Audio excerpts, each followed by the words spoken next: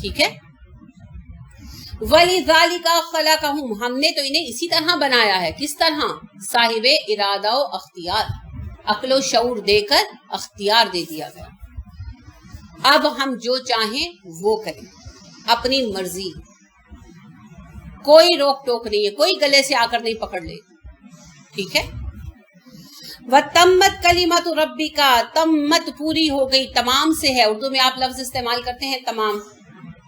کلماتو بات, ربی کا تیرے رب کی, لَأَمْلَأَنَّ لازمن میں بھروں گا, میم لام حمزہ. کہاں کہا تھا اللہ نے؟ جہنما جہنم کو, من الجنتی جنوں سے, والناس انسانوں سے, اجمعین سارے کے سارے, میں جہنم کو انسانوں اور جنوں سے سب سے بھر دوں گا. کہاں کہا تھا؟ کب؟ بقرہ میں تو نہیں کہا تھا جی. سورہ بقرہ میں نہیں کہا تھا, قصہ آدم میں کہا تھا, ابلیس کو کہا تھا. کس صورت میں پڑھا ہے آپ؟ سورہ آراف میں. آسن, سورہ آراف میں. آپ کو بھی جی, آپ نے بھی صحیح کہا. سورہ آراف میں جب آدم ابلیس کا قصہ آیا اور ابلیس نے کہا میں ان کے راستے میں بیٹھوں گا, انہیں بہکاؤں گا, جہنم میں لے کر جاؤں گا, مجھے تیری عزت کی قسم. تو اللہ نے کہا مجھے بھی اپنی عزت کی قسم, تیرے سارے فالوورز سے جہنم کو بھر دوں گا, خواہ وہ جنوں سے ہو یا انسانوں سے. ٹھیک ہے. وہی بات اللہ دہرا رہے. اللہ کہہ رہے ہیں میری بات سچ ثابت ہوگی, میں جہنم کو بھر دوں گا انسانوں اور جنوں سے. کیوں؟ گناہوں کی وجہ سے, نافرمانی کی وجہ سے, اپنی مرضی سے انہوں نے یہ راستہ اختیار کیا. اللہ نے آدم کو فیس ٹو فیس کہا تھا نا, کیا جو میں نے ابھی آپ سے کہا, فَإِمَّا يَأْتِيَنَّكُم مِّنِّي هُدًى فَمَن تَبِعَ هُدَايَ فَلَا خَوْفٌ عَلَيْهِمْ وَلَا هُمْ يَحْزَنُونَ وَالَّذِينَ كَفَرُوا وَكَذَّبُوا بِآيَاتِنَا أُولَٰئِكَ أَصْحَابُ النَّارِ هُمْ فِيهَا خَالِدُونَ.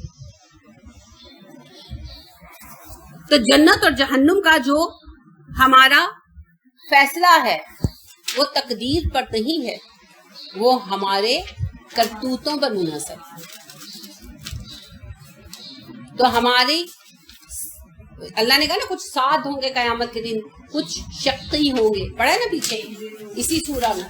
تو وہ جو ہماری شقاوت ہے یا سعادت ہے وہ ہمارے گلوں میں لٹکی ہوئی, کیونکہ نامہ اعمال ہمارے گلے میں لٹکے ہوئے. آج نظر نہیں آ رہے نا, قیامت کے دن نظر آئیں گے. سمجھ آئی؟ تو ہمارے نامہ اعمال, ہمارے کرتوت, عمل سے زندگی بنتی ہے, جنت بھی جہنم بھی. یہ خاکی اپنے فطرت میں, نہ نوری ہے نہ ناری. نہ اللہ نے ہمیں فرشتہ بنایا ہے نہ شیطان بنایا ہے, ہمیں تو اللہ نے انسان بنایا. اب ہم کیا بنتے ہیں؟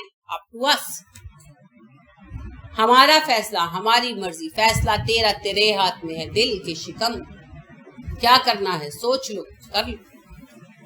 کوئی پابندی نہیں, کوئی ہاتھ نہیں پکڑے گا. بچپن سے یہ پڑھتے آ رہے ہیں, کسی کو اس کا مفہوم نہیں پتا. سب کو یہ ہے کہ وہ نور ہے تو یہ ہے تو اسی میں ہم قرآن کا مفہوم نہیں سمجھ سکتے. اقبال تو بیچارے ہمارے جیسے انسان. قرآن پڑھیں گے تو پھر یہ تو ہمارے سر میں مسلط کرنے کے لیے کوئی آتے ہیں, ایک ایک کر کرتے ہیں یہی باتیں پڑھتے ہیں. جی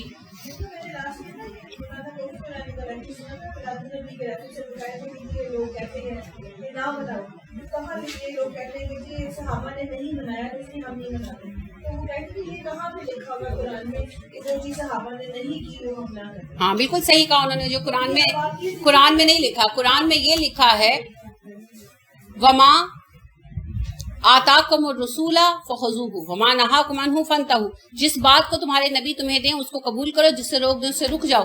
اور نبی اکرم صلی اللہ علیہ وسلم کی متفق حدیث ہے, یعنی سارے محدثین اسے قبول کرتے ہیں اور اس کی سند بالکل بالکل پیور ہے, ماشاءاللہ اتھینٹک سند ہے اس کی. اور نبی صلی اللہ علیہ وسلم نے کہا جب تم میرے بعد زندہ رہو گے تو اختلافات کثیرہ دیکھو گے. ان اختلافات کے زمانے میں تمہیں وصیت کرتا ہوں کہ تم اللہ کی کتاب کو, میرے طریقے کو اور میرے خلفائے راشدین المہدیین, ہدایت یافتہ, ہدایت کی طرف لے جانے والے. دو لفظ استعمال کیے, راشدین المہدیین, جو خود ہدایت کی طرف ہوں گے, ہدایت پر لے کر جائیں گے. ان خلفاء کی سنت کو پکڑنا دانتوں کے ساتھ, مضبوطی کے ساتھ, اور ہر نئی بات سے بچنا. اب دونوں باتیں اس میں آ گئی. پہلے خلفائے راشدین اور صحابہ حجت ہیں, پہلی بات. اور دوسری بات اس میں یہ آ گئی کہ ہر نئی بات سے بچنا. تو جو بات صحابہ کے عہد میں نہیں ہوئی اور بعد میں ہوئی اس سے بچنے کا بھی کہہ دیا. دونوں باتیں آ گئی. عبداللہ بن مسعود رضی اللہ عنہ حج کر رہے تھے تو انہوں نے ایک صاحب کو دیکھا وہ سلا ہوا کپڑا پہنے ہوئے تھے بطور احرام. انہوں نے کہا کہ بھائی سلا ہوا کپڑا احرام کے لیے پہننا حرام. وہ کہنے لگا ابن مسعود میں نے تو پورے قرآن میں ڈھونڈا مجھے یہ حکم نہیں ملا. ابن مسعود نے کہا ہاں نہیں ملا ہوگا لیکن کیا تمہیں کتاب قرآن میں یہ آیت نہیں ملی وما آتاکم الرسول فخذوہ وما نہاکم عنہ فانتہوا. وہ کہنے لگا ہاں ملی. تو انہوں نے کہا اللہ کی قسم جس نے نبی صلی اللہ علیہ وسلم کو حق دے کر بھیجا میں نے رسول اکرم صلی اللہ علیہ وسلم کو کہتے سنا کہ مردوں کے لیے احرام ان سلا ہے, سلا ہوا پہننا منع ہے. تو صاحب ٹھنڈے ہو گئے. پھر عبداللہ بن عمر کے پاس ایک عورت آئی کہنے لگی کہ میں نے سنا ہے تم لعنت کرتے ہو ان عورتوں پر جو بھویں بنواتی ہیں, پلکنگ کرواتی ہیں اور ٹیٹو بنواتی ہیں اور نقلی بال لگواتی ہیں اور دانتوں میں ڈیکوریشن کے لیے خلا کراتی ہیں. آپ نے کہا ہاں میں کرتا ہوں, کیوں نہ کروں, میرے حبیب نے میرے دوست نے کیا تھا. تو کہنے لگی میں نے تو 2 جلدوں کے درمیان قرآن پڑھ چھوڑا, یعنی پورا قرآن پڑھ لیا, مجھے تو نہیں ملی یہ بات. انہوں نے کہا ہاں آپ کو قرآن میں نہیں ملی مگر آپ کو قرآن میں یہ آیت ملی وما آتاکم الرسول فخذوہ وما نہاکم عنہ فانتہوا. اس نے کہا ہاں یہ آیت تو ملی. تو انہوں نے کہا پھر سنو میں نے نبی صلی اللہ علیہ وسلم کو خود اپنے کانوں سے یہ کہتے ہوئے سنا ان 4 عورتوں پر لعنت ہے جو کریں یا کروائیں, کیا پلکنگ کریں یا کروائیں, نقلی بال لگائیں یا لگوائیں, اور ٹیٹو بنائیں یا بنوائیں, اور دانتوں میں بطور فیشن حلال کروائیں, یعنی کہ خلا بنوا کر نا دانتوں کی ایکول کرا کر. آج کل بھی فیشن آیا ہے, چاندی بنوا لیتے ہیں, سونا بنوا لیتے ہیں, تو پہلے بھی ایسا فیشن چلتا تھا. تو یہ فیشن کر رہے ہیں یا کروائیں, ان پر لعنت. اور وہ خاتون چپ ہو کر چلی گئی. تو قرآن میں نہیں آیا, بالکل نہیں آیا. یہ بات بھی اگرچہ غلط ہے, پتہ ہے کیوں؟ ہم روز تو دعا مانگتے ہیں اہدنا الصراط الذین انعمت علیہم, تو صحابہ انعام یافتگان میں شامل نہیں, کس نے کہا؟ لیکن چلیں یہ بات ذرا انڈائریکٹ ہے, تفصیل میں چلی جاتی ہے نا. اس کا ڈائریکٹ آنسر صرف یہی ہے. کیا قرآن میں یہ آیت ہے وما آتاکم الرسول فخذوہ وما نہاکم عنہ فانتہوا ہے؟ تو نبی صلی اللہ علیہ وسلم کی یہ حدیث ہے. اس کے سارے ریفرنسز میں آپ کو سینڈ کر دوں گی. اس کا ریفرنس میں صرف اس لیے یاد نہیں کیا کہ متفق علیہ ہے, لیکن میں آپ کو اس کے ٹوٹل ریفرنسز سینڈ کر دوں گی. اور یہ حدیث آپ صلی اللہ علیہ وسلم سے متفقہ طور پر محدثین مانتے ہیں, سب محدثین مانتے ہیں. یہ آپ کا قول ہے, ایک ایک لفظ صحیح ہے, اس کی ایک ایک سند صحیح ہے. تو آپ نے کہا اختلافات کے زمانے میں اللہ کی کتاب, میری سنت اور میرے خلفاء کی سنت کو مضبوطی سے پکڑنا, دانتوں کے ساتھ چھوڑنا مت, اور ہر نئی بات سے بچنا. تو بالکل صحابہ کی پیروی لازم.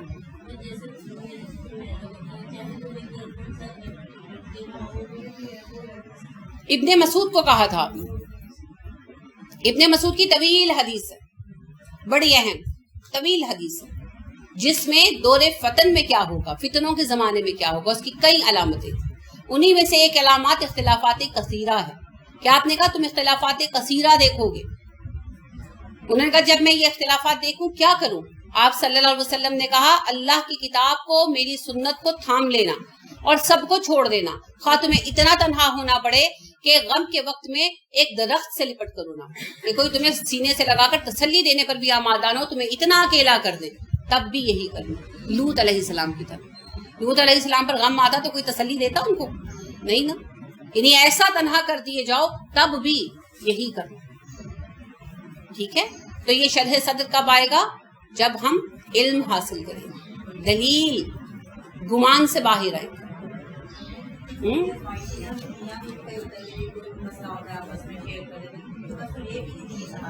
یہ سہارا بھی نہیں رہا تھا. ایگزیکٹلی آپ صحیح کہہ رہے ہیں, بالکل. تو ایسا بھی ہو نا, بیوی بھی چھوڑ جائے, بیوی کو شوہر چھوڑ جائے, کوئی بات نہیں, اللہ کے دین پر کمپرومائز نہ. چھوٹی چھوٹی باتوں کے لیے نہیں کہہ رہی, بڑی بڑی باتوں کے لیے کہہ رہی. ٹھیک ہے, جیسے شرک پر نہیں چھوڑتے, شرک پر کھڑے ہیں تو پھر فیصلہ سم ٹائم لینا پڑتا ہے. واضح شرک پر کھڑے ہیں تو پھر انسان کو فیصلے لے لینے چاہیے. لیکن وہی بات ہے کہ یہ بڑے بڑے معاملوں میں, چھوٹے چھوٹے معاملوں میں نہیں ہے کہ یہ نماز میں ناف پر ہاتھ باندھتا ہے, سینے پر نہیں باندھتا تو بس یا تو سینے پر ہاتھ باندھو یا مجھے طلاق دے دو. یہ مراد نہیں, میری بات نہیں, یہ نہیں مفہوم نکالنا. بڑے اہم معاملوں میں. ٹھیک ہے,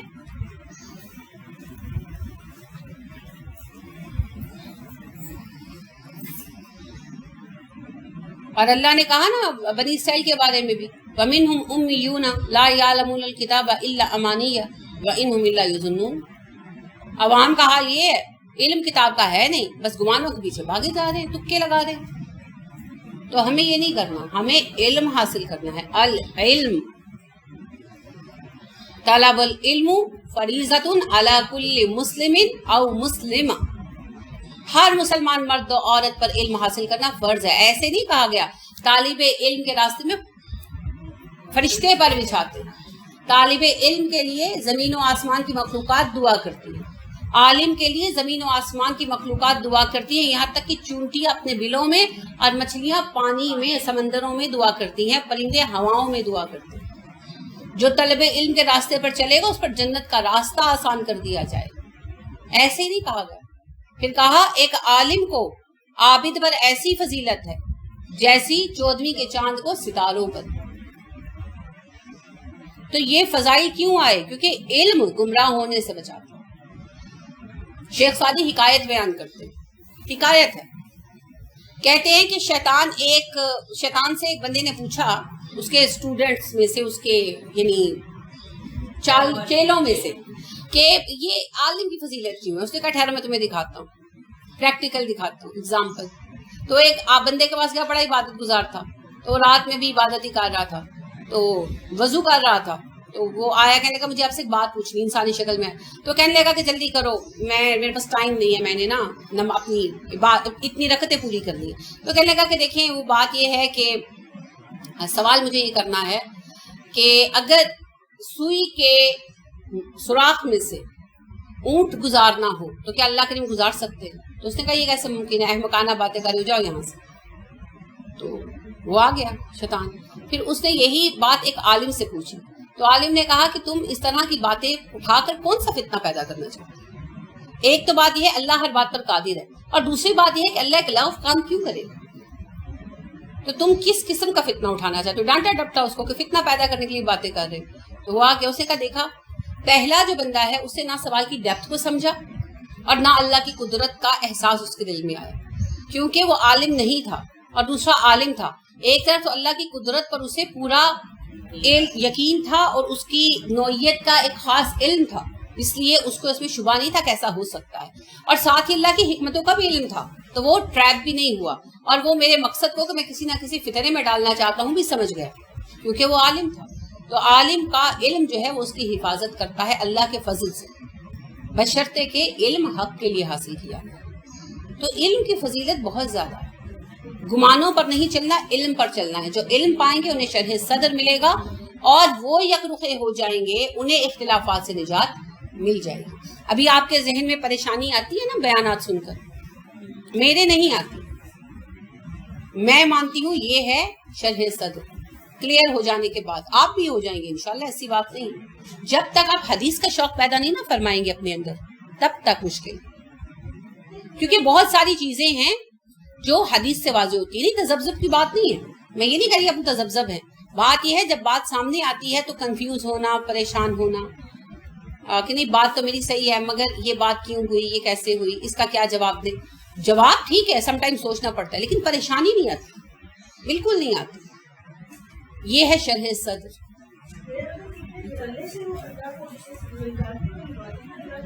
نبی صلی اللہ علیہ وسلم نے کہا تھا تم سب وہ کام کرو گے جو پہلی امتوں نے کیے. تو جب بنی اسرائیل ہی کر چکے ہیں تو ہم کیسے نہیں کریں گے؟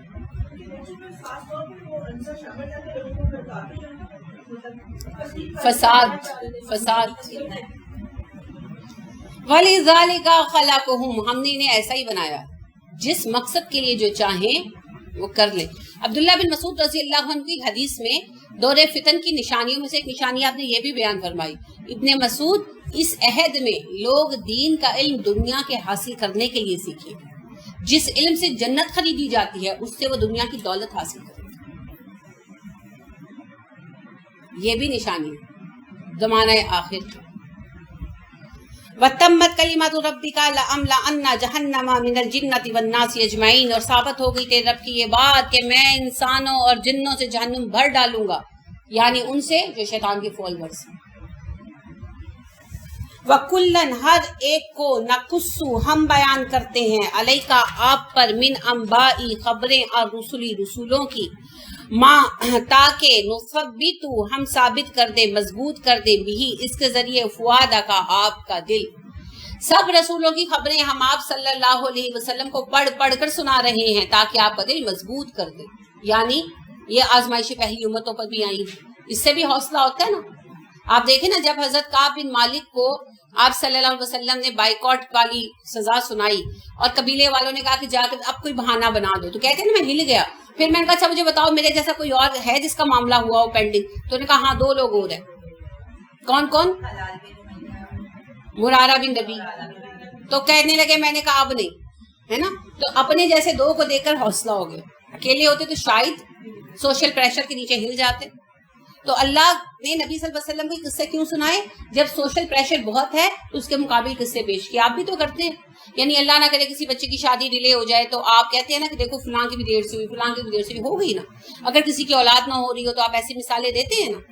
ये क्यों होता है? हौसला बढ़ाने के लिए कि तुम अकेले नहीं हो, ऐसे मामला सबके साथ होते हैं। तो नबी अकरम सल्लल्लाहु अलैहि वसल्लम को ये बताया गया और बार बार बताया गया कि आपसे पहले अंबिया पर भी यही आजमाइशें आई, फाइनली वही जीते, क्योंकि अल्लाह का वादा है हम तुमुल आलौना इन कुंतुम मोमिनीन, अगर तुम मोमिन हो गालिब तुम ही आओगे।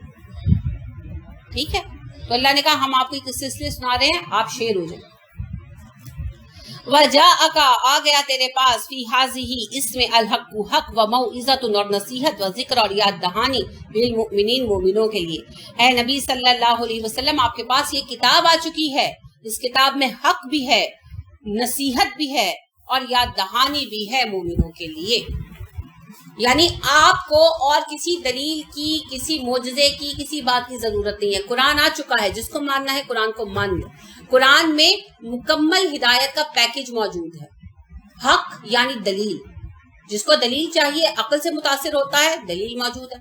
अच्छा, अब कुछ लोग होते हैं जिनको ड्रामा मुतासिर करता है ना, थोड़ा ट्रेजिक बातें, तो इसमें वाज भी मौजूद है जो दिल को नरम करते हैं, लिहाजा वो भी बदल सकते हैं। और कुछ लोग होते हैं जो दूसरे किस्सों से नसीहत पकड़ते हैं और वाकयाती दलाइल से मानते हैं, तो उनके लिए जिक्र भी मौजूद है इसमें, याद दहानियां। हाँ, फायदा किसको होगा? अल मुमिनीन, जो मानना चाहें, डंडा उठाकर नहीं मनवाना। वमा अंत अलैहिम बिवकील, आप थानेदार नहीं बनाए गए।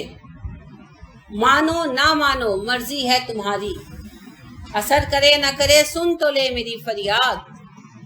मानना है नहीं मानना तुम्हारी मर्जी, कोई जोर कोई जबरदस्ती नहीं है। ला इकराह फिद्दीन कद तबय्यन रुश्द मिनल गय वमन यकफुर बित्तागूति व युमिन बिल्लाहि फक़द इस्तमसक बिल उर्वतिल वुस्का ला इंफ़िसाम लहा। थामना है रोए उसका, थाम लो, नहीं थामला तुम्हारी मर्जी। जहन्नुम है या जन्नत, तुम्हारा नतीजा है, तुम्हारी मंजिल है, तुम्हारा रिकॉर्ड है। ठीक है, तो अल्लाह ने अपने नबी सल्लल्लाहु अलैहि वसल्लम को क्या कहा? सबके सामने कुरान पेश करो, जो मानेगा उसको फायदा हो जाएगा, नहीं मानेगा तो अपनी मर्जी। हमारे लिए भी यही है, बलागुल मुबीन करो, कुरान पेश करो। कोई मानता है अल्हम्दुलिल्लाह, नहीं मानता तो उसकी मर्जी। हाँ, दुआ करते थे, दुआ से नहीं खा, क्या पता कबूल हो जाए। वकुल कह दीजिए लिल्लज़ीना, उन लोगों को, ला युमिनूना, जो ईमान नहीं लाते, ईमालू अमल करो, अला मकानतिकुम, अपनी जगह पर, इन्ना बिला शक व शुबा आमिलूना, हम भी अमल कर रहे हैं, वंतज़िरू, इंतजार करो, इन्ना मुंतज़िरून, हम भी इंतजार कर रहे हैं। ऐ नबी कह दीजिए काफिरों से जो ईमान नहीं ला रहे, तुम्हें जो करना है करो अपनी जगह पर, जो हमें करना है हम कर रहे हैं। तुम भी अल्लाह के फैसले का इंतजार करो, हम भी इंतजार कर रहे हैं। ये आपने कहा, हमें भी यही कहना है। जो मानते हैं अल्हम्दुलिल्लाह, जो नहीं मानते कोई बात नहीं, जो उन्होंने करना है करते हैं, जो हमने करना है हम करें। नतीजा अल्लाह के हाथ में है और आखिर में गालिब कौन आएगा? ईमान वाले।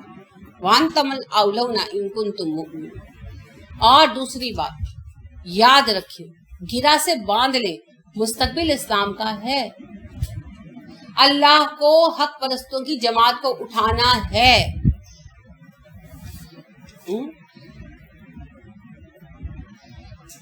اس کے بغیر کام ہو ہی نہیں سکتا. اقبال کہتے ہیں زوال آدم خاکی زیاں تیرا ہے یا میرا، مجھے فکر جہاں کیوں ہو جہاں تیرا ہے یا میرا. تو امت مسلمہ کا زوال 100% نہیں ہو سکتا، کیونکہ یہ وہ آخری امت ہے جس نے رہنا ہی رہنا. اور اب 2 لشکر تو مرتب ہو رہے اللہ کی طرف سے ہو رہے، ایک شیطان کا اور ایک رحمان کا. لوگ چنے جا رہے ہیں، سلیکٹ کیے جا رہے ہیں. آپ کو کیا لگتا ہے یہود تیاریاں کر رہے ہیں تو اللہ بس بیٹھے ہیں؟ نہیں، اللہ ایسے نہیں کرتے. اللہ کے کام تو اندر اندر اندر اندر چلتے رہتے. دیکھیے کیا اللہ نے کرنا تھا. اللہ نے بنی اسرائیل کو لا کر مصر میں بسانا تھا، تو کہاں سے یوسف کو پھینکا اور کہاں سے چلایا اور کہاں لا کر آباد کیا؟ کیونکہ موسیٰ کے ذریعے ہدایت ملنی تھی. ابھی ان قبطیوں پر ایک حجت پوری ہونی تھی. اللہ کے پلان عظیم ہوتے ہیں. اللہ نے عرب میں آخری نبی بھیجنا تھا، اسے ہدایت کا مرکز بنانا تھا. کہاں ہاجر مصر میں رہ رہی تھی، سوچا بھی نہیں ہوگا. کہاں ابراہیم کو وہاں بھیجا، کہاں سے وہ سارا واقعہ پیش آیا، اور کہاں ہاجر عرب کے صحرا میں پہنچی اور کیسے وہ قوم بنی. اللہ یہ سب کچھ پہلے ہی پلان کر رہے تھے. ابراہیم علیہ السلام نے کہاں سوچا ہوگا کہ ہاجر سے بیٹا ہوگا، وہ بیٹا وہاں جائے گا اور آباد ہوگا؟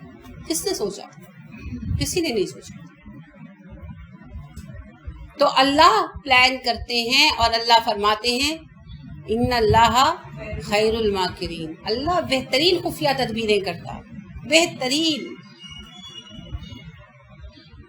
تو اللہ کا لشکر تو تیار ہو رہا ہے، ہم شامل ہوں یا نہ ہوں، اس لشکر نے تیار ہونا ہے.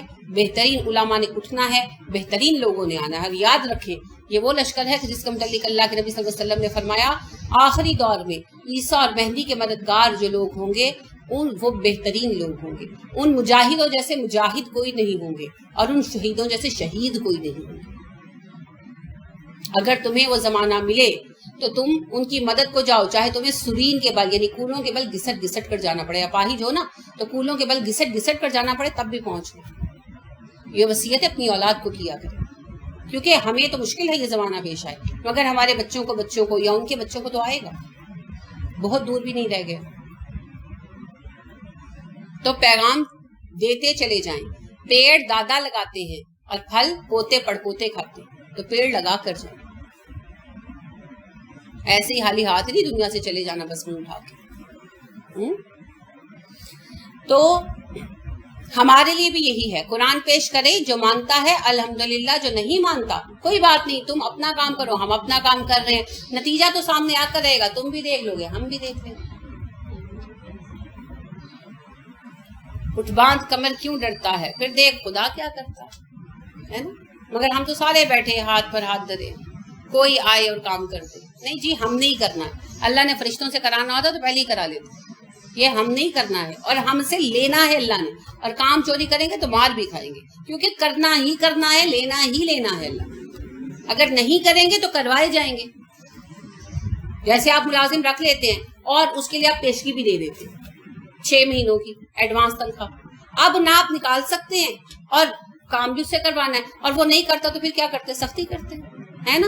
بس اب اللہ ہمیں چن چکے ہیں صحت کے لیے، اب اللہ نے بھی ہم سے ہی کام لینا ہے، اور اگر ہم نہیں کریں گے تو کروائے جائیں گے.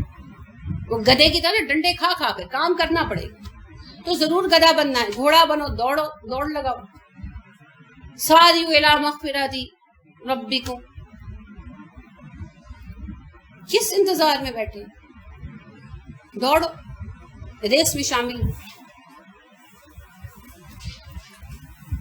وَلِلَّهِ غَيْبُ السَّمَاوَاتِ وَالْأَرْضِ، زمین و آسمان کے سب راز اللہ جانتا ہے. یعنی فیصلہ کیا ہونے والا ہے، کون مرے گا، کہاں مرے گا، کب یہ شرط سمٹے گا، کب فیصلہ آئے گا، سب اللہ جانتا ہے. جلدی مت مچاؤ. صحابہ کرام رضی اللہ عنہم علیہم اجمعین جس فتنے میں تھے اس میں obviously وہ دعا کرتے تھے کہ اللہ ہمیں اس سے نجات دے، جلد اپنا فیصلہ لا. تو اللہ نے کہا کہ یہ فیصلہ میں جانتا ہوں، کب فیصلہ ہونا ہے کب نہیں ہونا. دوسری طرف کفار تھے نا، وہ پریشرائز کرتے تھے، اذیت دیتے تھے، ٹارچر کرنے کے لیے کہتے تھے کب آئے گا تمہارے رب کا فیصلہ، کیوں نہیں وہ تمہاری مدد کرتا، کیوں نہیں وہ عذاب بھیجتا، کیوں وہ ہمیں ختم نہیں کرتا. اللہ نے کہا کہ ٹینشن نہ لو، جس بات کی تمہیں جلدی ہے نا وہ اپنے وقت پر ہو کر رہے گی. اب رہ گئی بات کہ ڈیلے کیوں ہے، کب آنا ہے، کیسے آنا ہے، وہ میں جانتا ہوں، میرے کام ہے. غیب اللہ کا علم، ہمارا نہیں. وَإِلَيْهِ يُرْجَعُ الْأَمْرُ كُلُّهُ، وَإِلَيْهِ اسی کی طرف يُرْجَعُ لوٹائے جاتے ہیں، الْأَمْرُ کام، كُلُّهُ سارے کے سارے، سب کام اسی کی طرف لوٹتے ہیں، سب فیصلے وہ کرتا. اچھا ہو برا ہو، کوئی کام اس کی مرضی کے بغیر نہیں ہوتا. یعنی اللہ جب تک ڈیل دیتے ہیں برا بھی شرط تب تک ہی ڈال سکتا ہے. جب ایک حد کراس کرنے لگتا ہے نا پھر اللہ کہتے ہیں اب جاؤ، اب اس کا ملیا میٹ کر دو، راستہ روک دو اس کا. اور نیکی کے کاموں میں بھی تائید اللہ کی ہوتی ہے، ہم تو تھوڑی سی کوشش کرتے ہیں. یہ برکت تو اللہ ڈال دیتے ہیں کہ بات آگے پہنچتی ہے، دلوں میں اترتی، یہ اللہ کا فضل ہوتا ہے. تو لہٰذا کوئی چیز اللہ کے بس سے باہر نہیں ہے. اس میں مومنوں کے لیے حوصلہ افزائی بھی ہے کہ گھبراؤ مت، یہ میرے بس سے باہر نہیں ہے. اور کافروں کے لیے وارننگ بھی ہے، شیر ہونے کی ضرورت نہیں ہے. تم اس لیے نہیں کھلے گھوم رہے کہ تم میرے بس سے باہر ہو، یہ تو میرے اپنے فیصلے ہیں، میرے اپنے معاملے ہیں، میں نے چھوٹ دے رکھی ہے، ڈیل دے رکھی ہے. بابا زنجیر ہو تم، جہاں زنجیر میں نے کھینچ لی وہی رکنا پڑے. فَعْبُدْهُ بس عبادت کرو اس کی، کیونکہ فیصلوں کا اختیار اس کے ہاتھ میں ہے. پھر وہی بات آ گئی، کسی کی ہم تعظیم کرتے ہیں، قبر پر جاتے ہیں، نذرانہ پیش کرتے ہیں، کیوں؟ یہ مجھے بیٹا دے دے گا، یعنی اس کے پاس بیٹا دینے کا اختیار ہے، یہ معاملہ میرا اس کی طرف ریفر کیا جانا ہے، یہ میرا بیماری دور کر دے گا، یعنی کہ میرا معاملہ اس کے اختیار میں ہے. اللہ کہتے ہیں نہیں، سب معاملے میرے اختیار میں، صرف میرے، میں فیصلے کرتا ہوں، لہٰذا صرف میری ہی بندگی کرو. یہی توحید تھی جس کو نہ تو سمجھا نہ میں سمجھا. وَتَوَكَّلْ عَلَيْهِ اور اسی پر بھروسہ بھی کرو. مددگار بھی صرف اللہ ہے. اپنے ذرائع استعمال کرنے ہیں، افرادی بھی، مالی بھی، جسمانی بھی، معاشرتی بھی، معاشی بھی، لیکن بھروسہ اللہ پر کرنا ہے، اسباب پر نہیں کرنا. مومن ہو تو کافر ہو تو شمشیر پہ کرتا ہے بھروسہ، مومن ہو تو بے تیغ بھی لڑتا ہے سپاہی. اس کا مطلب یہ نہیں ہے کہ مومن پاگل ہوتا ہے، جنگ کی تیاری نہیں کرتا. اللہ نے تو حکم دیا جنگ کی تیاری کر کے رکھو، لیکن اگر کبھی پھنس جاتا ہے تو ڈرتا نہیں ہے، بھروسہ اللہ پہ ہے. اس آیت کی اور اس شعر کی دونوں کی وضاحت اس واقعے میں ہے کہ جب نبی اکرم صلی اللہ علیہ وسلم جہاد سے واپس آئے جنگ سے، تو راستے میں آپ صلی اللہ علیہ وسلم تھکے ہوئے تھے، ایک درخت سے ٹیک لگا کر سو گئے. صحابہ ذرا بکھر گئے، خیمے شیمے لگانے لگے. تو ایک جو کافر کہیں دکا بیٹھا تھا، اس نے آپ کو اکیلا دیکھا تو آ گیا، آپ کی تلوار لٹک رہی تھی، اتار کر پکڑی، آپ کو جگایا، کہنے لگا محمد تجھے میرے ہاتھ سے کون بچائے گا؟ آپ صلی اللہ علیہ وسلم نے کہا اللہ. اس پر اتنی دہشت طاری ہوئی اس ایک لفظ سے کہ اس کے ہاتھ سے تلوار گر گئی. آپ نے اٹھائی، آپ نے کہا تجھے میرے ہاتھ سے کون بچائے گا؟ وہ کچھ بھی نہیں بول پایا. آپ نے کہا جاؤ، میں اپنی جان کے لیے بدلہ نہیں لیا کرتا. کیا آپ صلی اللہ علیہ وسلم کا بھروسہ اللہ پر تھا؟ موت آ گئی ہے تو آ گئی ہے، نہیں آئی نہیں آئی، کوئی نہیں مار سکتا. یہ بھروسہ اللہ پر، ٹھیک ہے. باقی تیاری تو کریں گے، لیکن تیاری کے باوجود ہمارا توکل ایٹم بم پر نہیں ہے. ہم ایٹمی پاور ہیں مگر ہمارا توکل ایٹم بم پر نہیں ہے، ہمارا توکل رب کریم پر. وما نہیں ربو کا تیرا رب بھی غافل غافل اما اس سے جو تعملون تم عمل کرتے ہو. اللہ تمہارے اعمال سے بے خبر نہیں ہے. یعنی تم جو نیکیاں کر رہے ہو، جو کچھ تم سہ رہے ہو، جو تمہارے دلوں پر گزر رہی ہے، جو صبر تم کر رہے ہو، اور دوسری طرف دوسرا کرو جو سازشیں کر رہا ہے، جو بدنیتیں ان کے اندر پل رہی ہیں، جو بددیانتی کر رہے ہیں، جو سازشیں اور مکر کر رہے ہیں، سب کچھ اللہ کی نظر. ہم دو ہیں تو تیسرا وہ، تو جو ہر وقت ساتھ ہے، ہر وقت ساتھ ہے. اور صرف ساتھ نہیں ہے، حائل ہے میرے اور میرے دل کے مابین. اس سے کیا چھپا ہو سکتا؟ خیال میرے دل میں پیدا ہونے سے پہلے، دل تک پہنچنے سے پہلے، تحریک میرے اعصاب تک پہنچنے سے پہلے کس کے علم میں آتی ہے؟ تو اس سے کیا چھپا ہو سکتا؟ اس سے کچھ نہیں چھپ سکتا. وہ تو تنہائیوں کا ساتھی ہے کہ نہیں. یہ جو تھا نا اورنگزیب، شہنشاہ اورنگزیب عالمگیر، علماء کی بڑی خدمت وغیرہ کا تھا ان کو. تو ایک عالم تھے، اکبر ان کا نام تھا، اور دیہات کی کسی ایریا کے رہنے والے تھے. تو ایک مہم پر، جنگی مہم پر نکلے اورنگزیب، تو رستے میں ادھر سے گزر ہوا، تو ایگزیکٹلی اس جگہ پر نہیں جانا تھا، اس سائڈ سے گزرنا تھا، تو پہلے اپنے فوجی بھیجے، کچھ ایک دو پیغام رساں، خط بھیجا ان کے نام کہ میں آپ سے ملنا چاہتا ہوں مگر اتنا وقت نہیں ہے کہ میں آ سکوں، تو آپ اگر آ جائیں تو میں آپ سے شرف ملاقات حاصل کروں۔ تو انہوں نے کہا بادشاہ سلامت آپ کی اس جہد کا جواب لکھا، انہوں نے کہا بادشاہ سلامت آپ کی اس ذرہ نوازی کا شکریہ، لیکن میں آپ سے ملنے کی کوئی وجہ نہیں پاتا، آپ اپنے کام میں مصروف ہیں، میں اپنے کام میں مصروف ہوں، میری صحبت آپ کو فائدہ نہیں دے گی اور نہ آپ سے مل کر مجھے کوئی فائدہ ملے گا۔ میرا رب میری خوب قدر کرتا ہے، جب میں سو جاتا ہوں وہ میری نگرانی کرتا ہے، جب میں بھوکا ہوتا ہوں وہ میری مہمانی کرتا ہے، جب میں اس کی عبادت کرتا ہوں تو وہ میری قدردانی کرتا ہے، مجھے کسی اور بادشاہ کی ضرورت نہیں۔ یہ خط لکھ کر انہوں نے معذرت کی۔ تو مطلب یہ کہ وہ رب تو وہ ہے جو تنہائیوں کا ساتھی، اندھیروں میں، اکیلے میں کون ہوتا ہے ساتھ؟ جب کوئی نہیں ہوتا اس تنہائی میں ساتھ کون ہوتا؟ اللہ کریم، جو دلوں پر سکون اتارتا ہے، جو حوصلہ دیتا ہے۔ تو وہ اللہ جو ہر حال میں ساتھ ہے، ایک کے ساتھ دوسرا ہے، دو کے ساتھ تیسرا ہے، تین کے ساتھ چوتھا ہے، اس سے کیا چھپا سکتے ہیں؟ اور جب چھپا نہیں سکتے تو پھر کیا کریں؟ باز آ جائیں، رک جائیں،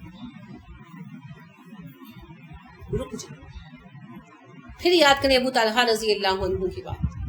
کچھ چیزیں گناہ سے بھی زیادہ شدید تر ہوتی ہیں۔ ایک شخص چوری کرتا ہے اور اس کی چوری سے بھی زیادہ شدید یہ بات ہے کہ ہوا سے پردہ ہلتا ہے، وہ ڈرتا ہے اور اس بات سے نہیں ڈرتا کہ اللہ دیکھ رہا ہے۔ اللہ سے بے خوف ہونا، تقوی سے خالی ہونا، یہ ہے اصل خطرہ، اصل الارم۔ جو ایک دفعہ یہ مان لیتا ہے نا میرا رب میرے ساتھ، حاضر و ناظر کا مطلب نہیں سمجھتے یہ لوگ، اس لیے کہتے ہیں یہ بابا جی حاضر ناظر ہیں، وہ بابا جی حاضر ناظر ہیں، اللہ کے نبی صلی اللہ علیہ وسلم حاضر و ناظر۔ حاضر و ناظر کا مطلب ہے جو ہمیں اس طرح دیکھ رہا ہے جیسے ہتھیلی پر پڑی چیز کو ہم دیکھتے ہیں۔ اللہ نے کہا حدیث قدسی میں ہتھیلی پر پڑے رائی کے دانوں کو، تو ایسے دیکھنے والی ذات تو بس ایک اللہ ہی۔ جب ہم اللہ کی یہ صفت سمجھ جاتے ہیں نا تب ہم شرک سے نکل آتے ہیں، تب ہم خوف سے، فوبیا سے نکل آتے ہیں، اور تب ہم گناہوں سے بچنے لگتے ہیں۔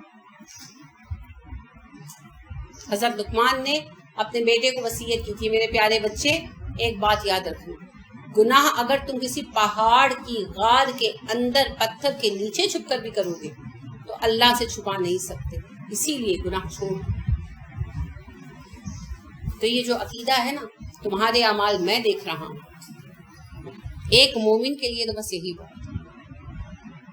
تو اللہ ہمیں توفیق عطا کرے، ہمارے دلوں کو وہ صفت عطا کرے، دعا کیا کرے۔ کیا دعا سکھائی گئی ہمیں اس کے لیے؟ اللہم یا مصرف القلوب صرف قلوبنا الی طاعتک، اللہم یا مقلب القلوب ثبت قلوبنا علی دینک۔ دو ہیں، پڑھا کریں سجدوں میں، رکوعوں میں، سلاموں سے پہلے، سلام کے ساتھ ملا کر، افطار کے وقت، سحری کے وقت، اجتماعی عبادات میں۔ اللہ نے دل جما دیا تو بس، اللہ نے دل پھیر دیا تو بھی کمال ہو گیا۔ تو اللہ ہمارے دل پھیر دے اور ہمیں توفیق عطا فرمائے، اور ہمیں توحید کی وہ صفت عطا کرے جو ہمیں سب سے بے نیاز کرتی۔ ایک سجدہ جسے تو گراں سمجھتا ہے، 1000 سجدوں سے دیتا ہے آدمی کو نجات۔ اور اللہ رب کریم ہمیں رحم اپنا عطا فرمائے اور ہمیں ان اختلافات سے مبرہ کر دے، ان سے نکال دے۔ آمین. سبحانک اللہم و بحمدک و نشہد ان لا الہ الا انت و نستغفرک و نتوب الیک. السلام علیکم و رحمۃ اللہ وبرکاتہ.